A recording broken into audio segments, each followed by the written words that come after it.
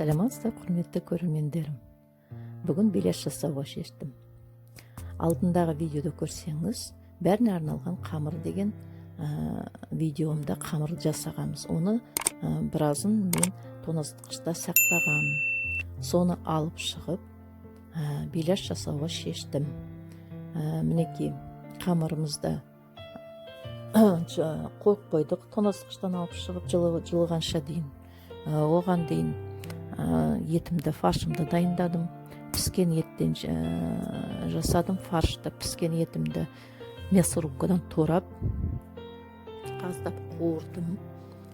Және пияз турап, оған пиязымды да жеке қуырып алдым, бір ас қасықтай майға.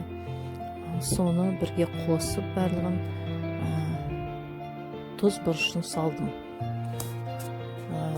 Қамырымыз көтерілгеннен кейін, аздап көтерілгеннен кейін, кішкентай бөлшектерге бөліп, қамырымды осылай жайып, ортасына фаршты саламыз.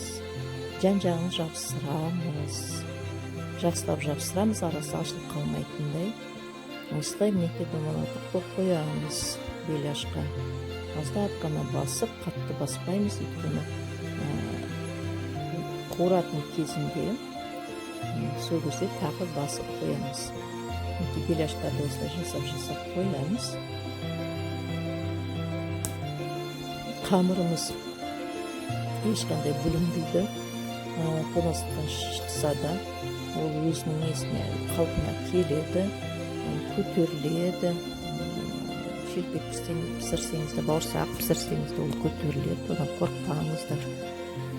Мен өз арасында олай жасап қоям да, бір асыққанда, бір жерге барып жатып, бір бауырсақ бір мейлі шелпек пісірім келсе, соны алып шығып қойып қоям. Келген кезде ол қамырым уже жылынып, көтеріліп тұрып, сосын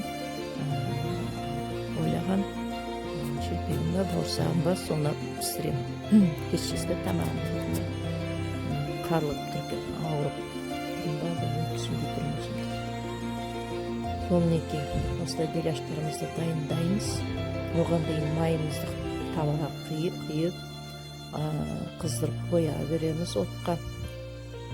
Қыза берсін деп, беляшты мінекей осылай жабыстырып қойдық.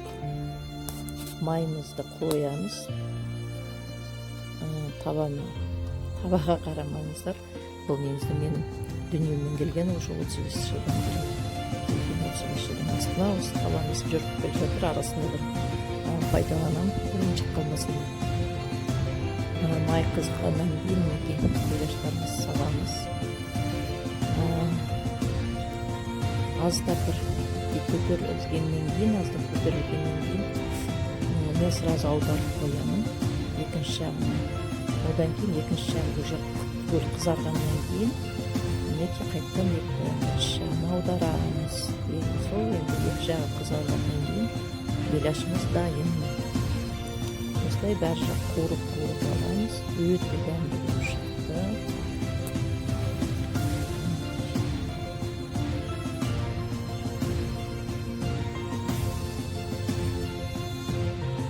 Каналыма жазылыңыздар, қолдаңыздар, лайк басып, комментарий жазыңыздар.